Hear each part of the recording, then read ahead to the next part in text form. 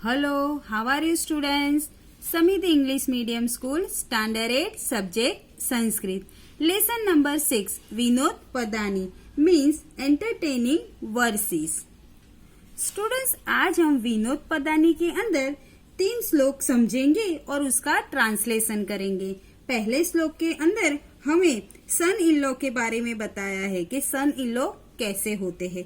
दूसरे श्लोक के अंदर पैसों का महत्व बताया है जो आज के समय में है कि आज के समय में पैसा ही लोगों के लिए सब कुछ है, उसका महत्व बताया गया है। और तीसरे श्लोक के अंदर हर एक आदमी किसी भी तरह अच्छे या बुरे या हास्य के रूप में भी सबका ध्यान केंद्रित करने या प्रसिद्ध होना चाहता है। तो स्टूडेंट्स, चलो हम स्टार्ट करते हैं विनोद पदानी के 3 श्लोक। स्टूडेंट्स, ये पहला श्लोक है जो मैं एक बार आपको पढ़कर सुनाती हूँ। सदा वक्री सदा क्रूर कन्या राशि स्थितः सदा सदा पूजम अपेक्षते जा माता दसमु ग्रह। स्टूडेंट्स, मैं दोबारा रीड करती हूँ, आप मेरे साथ बोल सकते हो। सदा वक्री सदा क्रूर कन्या राशि स्थितः सदा सदा पूजा अपेक्षते जा माता दसमु ग्रह। जा माता यानी कि सन इन लॉ। यहाँ पर सदा वक्री यानी कि ऑलवेज क्रॉकेड, क्रॉकेड यानी CROOKED यानी कि वक्री यानी कि हमेशा हर एक चीज में कोई ना कोई प्रॉब्लम उत्पन्न करने वाला। यानी कि कोई भी चीज है, जस्ट फॉर एग्जाम्पल हमारे यहाँ सन इन लॉ आते हैं यानी कि सिस्टर के हस्बैंड आते हैं, तो इतनी सारी हमने मिठाई बनाई और वो खाते भी अच्छी तरह और फिर बोलता है मुझे तो मीठा अच्छा नहीं लगता है। यानी कि कोई भी चीज में वो नुक्स निकालते हैं और हमेशा उसे संभालना पड़ता है। सदा क्रूर, क्रूर यानी कि ऑलवेज क्रूअल यानी कि हमेशा उसका गुस्सा नाक पर रहता है, वो छोटी छोटी बात पर गुस्सा हो जाता है। कन्या राशि स्थित सदा, सदा मीन्स हर एक में, सदा यहाँ और यहाँ यानी कि ऑलवेज।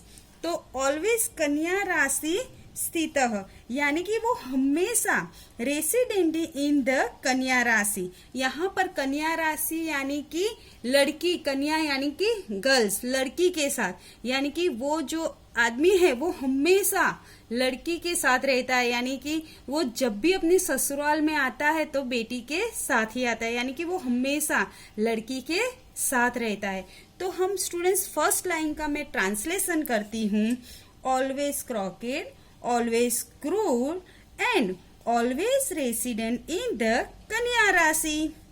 नेक्स्ट लाइन, सदा पूजम अपेक्षते। स्टूडेंट्स, यहाँ पर ध्यान रखिए, पूजा म प्लस अपेक्षते यानी कि हमेशा ऑलवेज वो अपने आप को कि सब लोग मेरा आदर सत्कार करे, यानी कि सब लोग मुझे ज्यादा से ज्यादा इम्पोर्टेंस दे, यानी कि जमाई होता है वो हमेशा वो एक्सपेक्टेशन करता है।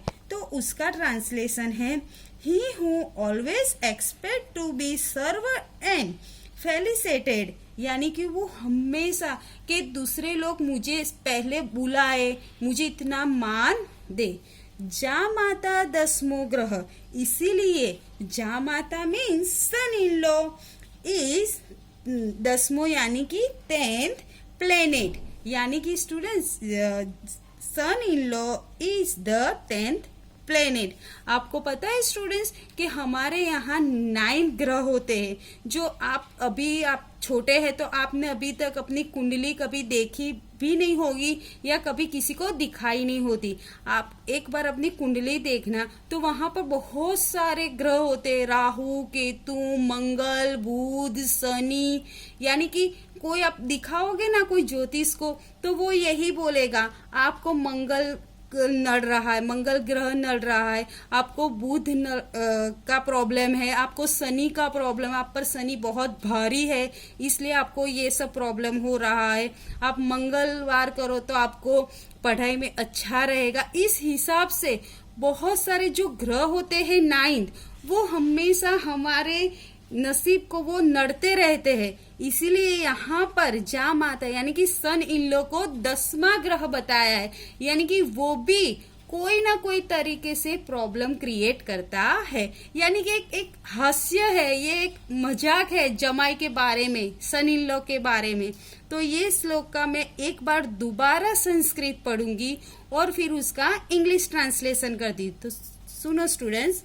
सदा वक्री सदा क्रूर कन्या राशि स्थितः सदा सदा पूजम अपेक्षते जा माता दसमो ग्रह। पता चला ना स्टूडेंट्स। अब मैं उसका डायरेक्ट इंग्लिश ट्रांसलेशन करती हूँ। Always crooked, always cruel, always residency in the Kanya rashi, he who always expect to be served and felicitated. Thus, a son-in-law is the 10th planet.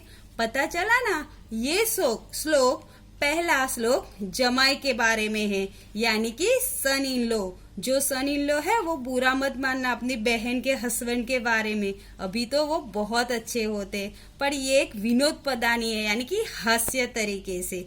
पता चला ना स्टूडेंट्स। अब हम सेकंड श्लोक लेते हैं। स्टूडेंट्स, दूसरा श्लोक भी बहुत मजेदार है। मैंने कहा था ना आगे, ये दूसरा श्लोक वो पैसे के बारे में है। कहा जाता है पैसा इतना इम्पोर्टेंस नहीं है, पर स्टूडेंट्स रियल बात बताए तो आज के समय में पैसा ही सब कुछ है। जिसके पास पैसा है वो ही सब कुछ कर सकता है। तो ये श्लोक पैसे के बारे में, टका यानी कि मनी। तो पहले मैं 2 बार ये श्लोक लर्न करती हूँ या बोलती हूँ, आप ध्यान से सुनिए। टका धर्म टका कर्म टका ही परम तपः, यस्य हस्ते टका नास्ति हटके टक टकायते। पता चला क्या टका टका है? तो दोबारा मैं रीड करती हूँ। टका धर्म टका कर्म टका ही परम तपः, यस्य हस्ते टका नास्ति हटके टक टकायते। यानी कि टका यानी कि मनी, मनी ही हमारा सारे धर्म है, रिलीजियंस है। कि आज के समय में यहाँ पर पैसों का महत्व बताया है कि पैसे ही धर्म है। यानी कि कुछ भी हो सब पैसे के लिए ही धर्म बना। एक एग्जांपल देती हूँ स्टूडेंट्स, कि आप कहीं भी बड़े मंदिर में जाओगे तो वहां पर वीआईपी कोटा, वीआईपी लाइन, यानी कि पैसे हो तो आप कोई भी धर्म में कहीं भी आराम से दर्शन कर सकते हो या ऐसे कर सकते हो। आगे टका कर्म, आप कर्म किस लिए करते हो? कर्म यानी कि काम। आप काम क्यों करते हो? पैसे के लिए। आप पढ़ते क्यों हो? क्योंकि एक ही आपका एम है कि मैं अच्छा पढ़ूंगी तो मेरी लाइफ आगे इजी रहेगी, मैं आराम से अच्छे पैसे कमा सकूंगा, अच्छी जॉब मुझे मिल सकेगी। यानी कि हमारा जो एम होता है वो पैसे के लिए, यानी कि पैसे ही हमारे कर्म है। टका कर्म, टका ही परम तपः, यानी कि जो अभी आप तप कर रहे हो, अभी आप ऑनलाइन पढ़ाई कर रहे हो, वो क्यों कर रहे हो? क्योंकि आगे जाकर वो आपके कोई ना कोई तरीके से यूजफुल है। यानी कि आप बहुत कुछ सीखते हो, यानी कि वो आप तप ही कर रहे हो एक तरीके से। यानी कि पैसे ही सब कुछ परम तप है। यस्य हस्ते टका नास्ति, यानी कि जिसके हाथ में पैसे नहीं होते हैं स्टूडेंट्स, वो हाटके यानी कि बाजार में टक टकायत यानी कि बाजार में घूमता रहता है। स्टूडेंट्स, मैं एक एग्जांपल देती हूँ। यदि आपके हाथ में 500 रुपए आपके फादर दे दे कि जा बेटा 500 रुपए में तू अच्छा सा एक शर्ट खरीद ला या जीन्स पैंट ले आ, तो आपके पास ओनली 500 रुपीज है। तो आप सोचोगे कि 500 रुपए में मुझे अच्छी जीन्स कहाँ से मिलेगी? तो आप जैसे कोई भी बाजार में जाओ तो आप 5-10 दुकान घूमोगे कि मेरा बजट ओनली 500 रुपीज का ही है। तो आप 500 रुपए में जीन्स पैंट लेने के लिए आप 5, 10, 15 दुकान घूमोगे। यानी कि आपके पास पैसे नहीं हैं, तब आप पूरा बाजार घूमोगे क्योंकि आपके पास ओनली 500 रुपीज है। बट आपके फादर आपको दे दे के ये लो 5000 रुपीज, कि 5000 रुपए ले लो कि तू अच्छी सी पैंट ले ले, तो आप 5,000 रुपए लेकर बाजार में घूमोगे ने, कोई अच्छे से मॉल में अच्छी सी एसी शॉप में जाओगे और जो भी आपको जीन्स पैंट अच्छी लगे आप तुरंत ही परचेस कर दोगे। यानी कि आप एक देखोगे कि बाजार में कौन घूमता रहता है, जिसके पास लिमिटेड पैसे होते हैं या पैसे नहीं होते हैं बेटा, वो लोग बाजार में घूमते रहते। तो यहाँ पर ये श्लोक में पैसों का बहुत बड़ा इंपॉर्टेंस समझाया है।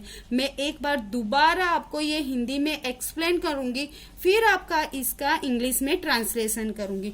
दोबारा मैं ये श्लोक एक बार समझा रही हूँ। टका धर्म टका कर्म टका ही परम तपः, यस्य हस्ते टका नास्ति हाटके टक टकायते। यानी कि पैसा ही धर्म है, पैसा ही कर्म है, पैसा ही परम तप है, पर जिसके हाथ में पैसा नहीं होता है वो बाजार में घूमता रहता है। तो इसका ट्रांसलेशन है इंग्लिश में, टका धर्म यानी कि मनी इज रिलीजियस, रिलीजन यानी कि धर्म। टका कर्म यानी कि मनी इज ड्यूटी, आपका कर्म है, आपका अभी कर्म क्या है, पढ़ाई करना, तो ये आपका कर्म है। तो मनी इज आपकी ड्यूटी। टका ही परम तपः means money is the highest patience, यानी कि आपका पेशेंस का आप क्या करना चाहते हो, क्यों करना चाहते हो, आपका एक एम होगा, गोल होगा, वो आपका परम तप है।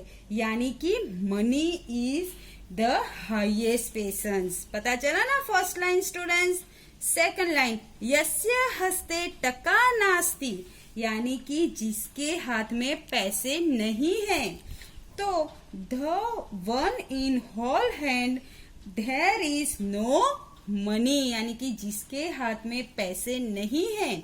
हाटके टक टकायते, यानी कि wonder aimless in the market, यानी कि वो कोई भी एम के बिना बाजार में घूमता रहता है, क्योंकि उसके पास पैसे नहीं है, उसे कॉम्प्रोमाइज करना पड़ेगा कि ओनली मुझे कम पैसों में यहाँ वहां घूमना पड़ेगा, यानी कि मुझे कहाँ एकदम सस्ती से सस्ती चीज मिल जाए, वो बाजार में घूमता रहता है। यानी कि ये श्लोक के अंदर पैसों का, मनी का इम्पोर्टेंस बनाया है, जो अभी के सिचुएशन के हिसाब से बहुत इम्पोर्टेंट ये श्लोक है, क्योंकि आज पैसों के बिना कुछ भी होता नहीं है। स्टूडेंट्स, आपको ये दोनों श्लोक पता चला ना, ये श्लोक आपको लर्न भी करना है और ट्रांसलेशन भी समझना है इसका। नेक्स्ट पीरियड में हम 3rd and 4th श्लोक देखेंगे। Thank you students.